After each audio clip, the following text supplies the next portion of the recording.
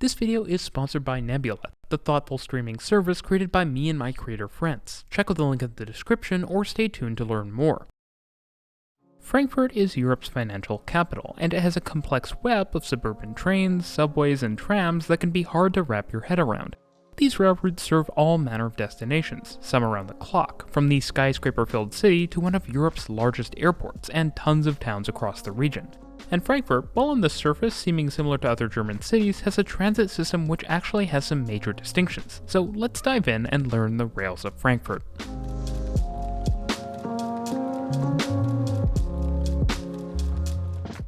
This is RM Transit, a channel about transit around the world, and in German cities from Berlin to Stuttgart and Frankfurt. Consider subscribing and supporting my channel on Patreon so I can bring you more videos.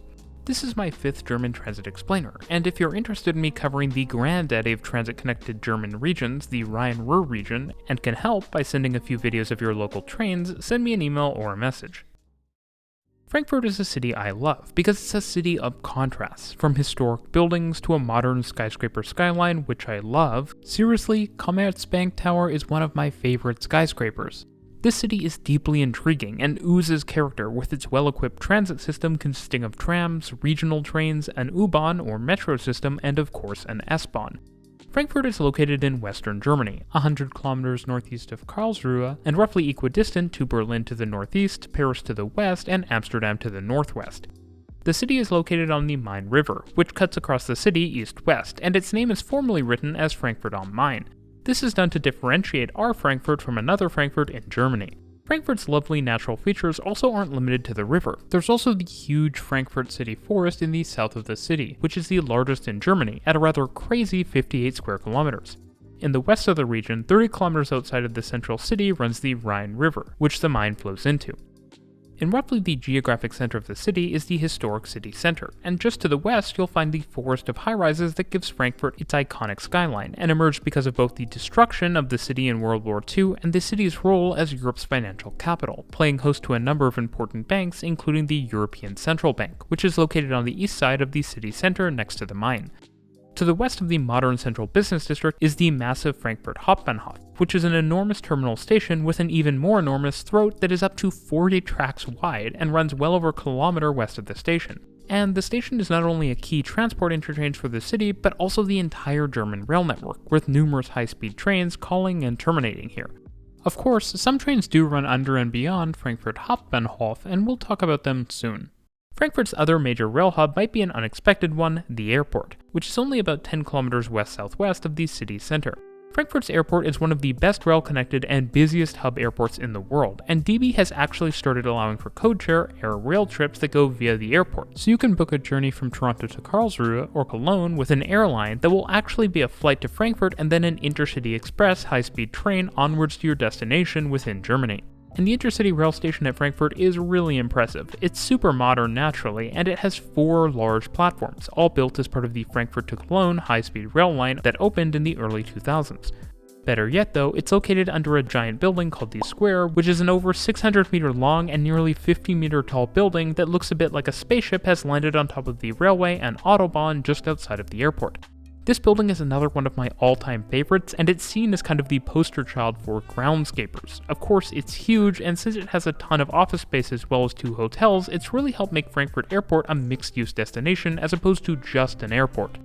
And Frankfurt Airport's impressive transit isn't just its high-speed rail link. The airport also has a local train station which connects regional services as well as 2 S-Bahn lines to the airport, providing a 15-minute S-Bahn service to the city center with regional trains to boot.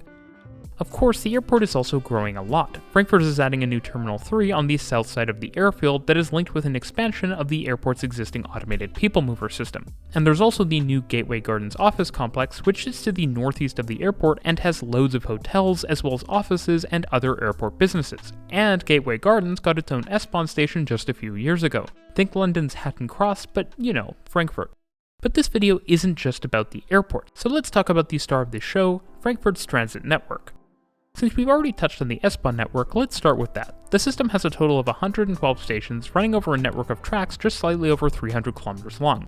Like the S-Bahn systems in Munich and Stuttgart, and unlike those in Berlin and Hamburg, the entire Frankfurt S-Bahn runs on overhead wire power at 15,000 volts AC, rolling stock is also just like in Munich and Stuttgart, with the iconic DB Class 423 and newer DB Class 430 trains, which feature 4 cars per unit and Jacob's bogies between the cars. There's also the Class 425, which is a lot like the 423, but with fewer doors is more oriented towards regional services. These can sometimes be found on the S7 together with the Class 430.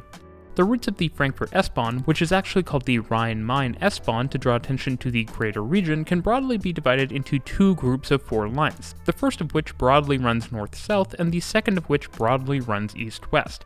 This might surprise you, as a map places a lot of weight on the east-west links running along the Main, albeit these services do actually run the most frequently.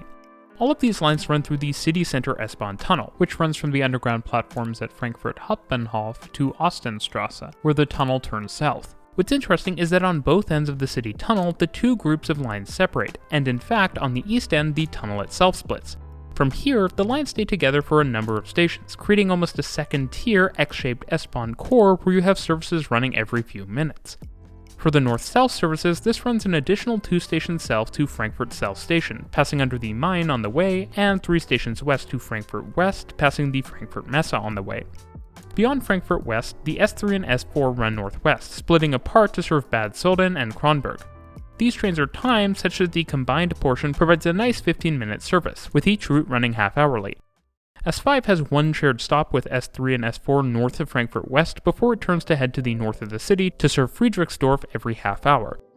S6 meanwhile cuts back east after leaving Frankfurt West Station to run across the north of the city proper and head far to the city's northeast to serve the town of Friedberg, also half-hourly. This route actually just got separate tracks for a large chunk of its route to separate S-Bahn trains from longer distance traffic. To the south of the city, only S4 and S3 continue beyond Frankfurt South Station, with both S3 and S4 running to Langen and S3 continuing all the way to Darmstadt, which actually has its own small tram system, possibly the subject of a future video. On the other hand, the core of the east-west group, which consists of S8, S9, S2, and S1, run from the S-Bahn tunnel south under the Main and then east all the way to Offenbach East. Offenbach and to some extent Frankfurt Airport are both great examples of the power of suburban train diversions. In the case of the airport, the S-Bahn lines diverge from the main line to serve the airport, whereas in Offenbach they diverge into a tunnel under city streets, really Offenbach's own S-Bahn tunnel, to more directly serve the urban core as opposed to the older Offenbach Hauptbahnhof, which is at the south end of the urban area.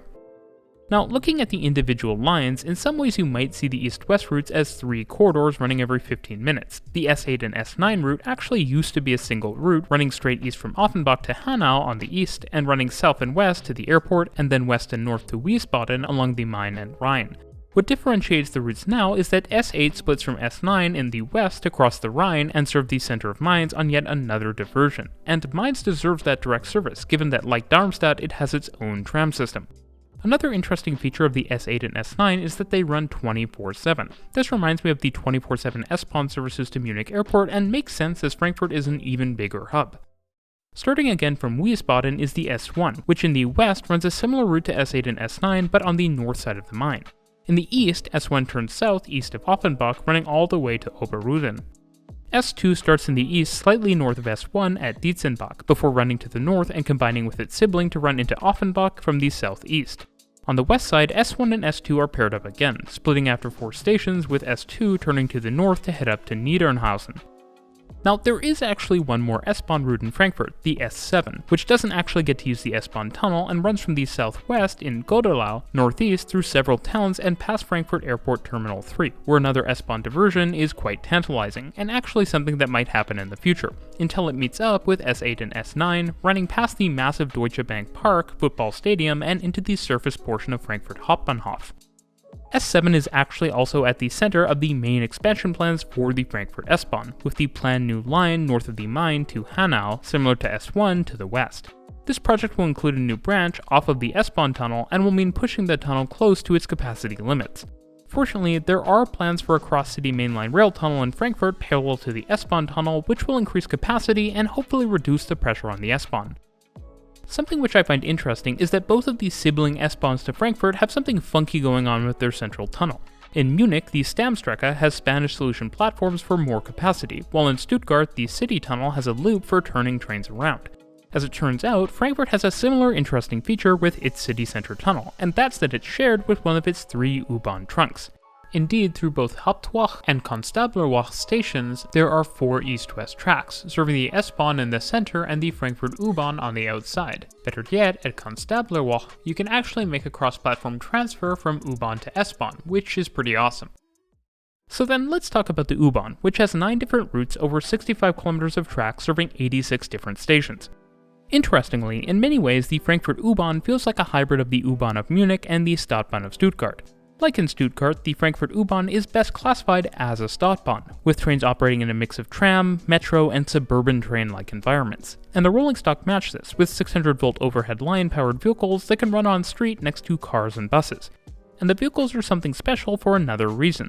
Their high floor articulated design might look familiar, and that's because the older U2 vehicles used on the Frankfurt U-Bahn are actually essentially the same vehicles that have run on the Calgary C-Train, Edmonton LRT, and San Diego Trolley. Indeed, Frankfurt's U-Bahn is the most direct descendant of the first North American light rail systems there are, and the best ones in my opinion. But Frankfurt's system is better. For one, the modern vehicles are really nice, but that's true in Calgary as well. What makes Frankfurt's tram special is that there are models which can be coupled up into longer, fully walk-through trains. Meanwhile, all light rail systems in North America have independent tram-style vehicles coupled up.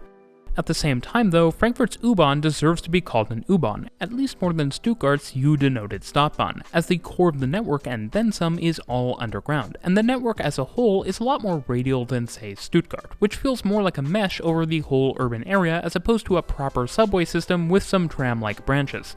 Frequencies also tend to be higher owing to the more concentrated system.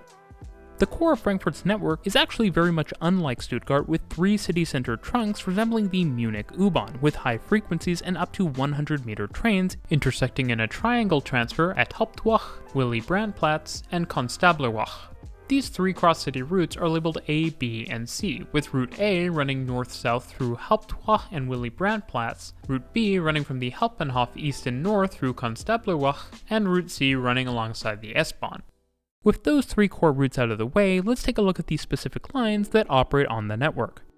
U1, U2, U3, and U8 all start at Frankfurt South Station underground, before running north under the Main through Route A, about 2.5 kilometers before popping above ground and running as a median tram all the way to the north of the city, where the lines duck out of the road and run in more rail-like right-of-ways.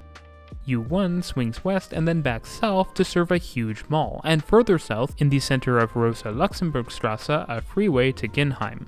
U2 meanwhile diverges to the northeast from U1, running to the northeast almost like suburban rail, between farmers' fields and small villages. U8 follows U1, but instead of diverging south, it turns to the east to serve a university, a route that is also utilized by U9, running from along U2 across to U8 and down U1 to Ginheim. There are many more routes like U9 and Stuttgart running between the branches to utilize some of the extra capacity which goes unused by radio routes. U3, the final line using Route A, follows along U8 but continues north all the way up to S5 and beyond, again operating as a tram and train hybrid all the way up to the forest at the end of the developed urban area. U6 and U7 both start in the west as surface tram-like routes before coming together to run underground southeast into central Frankfurt, where they pick up Route C and run next to the S-Bahn east-west through the core. On the east end of the city center, U6 usually diverges to the southeast to terminate underground at Frankfurt East Station, whereas U7 runs about 2 kilometers to the northeast before popping above ground and running like a tram to the Enkheim area. The last of our lines, U4 and U5, use Route B, with U4 starting underground along Route C and running south to the Frankfurt Messe's east side and the Hauptbahnhof, where U5 services terminate. From here, trains run east across Frankfurt city center and then north to intersect the U6 and U7 as well as the S-Bahn at Konstablerwache. U4 runs underground to the northeast of the city before popping above ground and turning south to meet U7 and run to Enkheim. Meanwhile, U5 pops right above ground and operates as a mixed-traffic tram, with large, high platforms staggered along the street, before eventually gaining its own lanes and ballasted tracks next to the road which it follows to the north. What's interesting is that the U5 can only operate up to 75-meter trains because of regulations and its tram-style operation. U5 in particular is actually getting expanded west from the Hauptbahnhof to travel along the south of the Messe, a large shopping center, and to the dense residential neighborhoods to its west. The extension is meant to open in the next few years. But there's clearly a lot more room for expansion. Both Frankfurt East and South are in quite central locations and see loads of U-Bahn trains terminate, so you could imagine how these routes could be extended to better serve areas south and east of the core that currently receive almost no U-Bahn service. And while this video is mostly about the U-Bahn and S-Bahn, it is worth noting the Frankfurt trams, the existence of which explains a lot of the difference between the U-Bahn here and the S-Bahn in Stuttgart, where the entire network was converted to light rail. Frankfurt's tram network, which like Stuttgart's was originally meter gauge, but which has long since been converted to standard gauge, is technically intercompatible with the U-Bahn, given its 600-volt DC overhead power and several interconnections. The tracks are even sometimes used by the U-Bahn to move vehicles around the network. Today, the tram network has 10 routes over 67 kilometers, with over 130 stops, serving core areas of the metropolis both to the north and south of the river. There are actually even some high-floor tram vehicles with stairs that could lower to street level that allowed for services using both U-Bahn and tram infrastructure. However, these days all U-Bahn stops have high platforms, and so those trams are no longer used. And with that, we have the rail network of Frankfurt, from the trams to the S-Bahn and U-Bahn. I really love Frankfurt's network, which runs a lot of service and is very dense in the city center, but better yet, like many of the transit networks I enjoy, it's prime for expansion in the future, with more U-Bahn routes and perhaps even the eventual need for a second cross-city S-Bahn tunnel. Now, if you've enjoyed learning all about Frankfurt's railways, from the comprehensive U-Bahn network to the sprawling S-Bahn network, then you'll love the bonus videos that I've made about some other very unique cities' railway systems, such as Paris's tram trains, Manchester's metro, and Sydney's light rail. These videos dive deeper into these more niche topics than I usually do on my YouTube channel, and you can find them exclusively on Nebula.